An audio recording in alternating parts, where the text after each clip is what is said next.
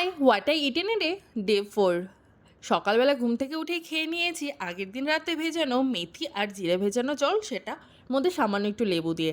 তারপর একটা লাড্ডু খেয়ে নিয়েছি, আর আজকে ব্রেকফাস্টে করেছিলাম সুজির চিলা, যেটা কিন্তু খেতে ভীষণই টেস্টি হয়েছিল।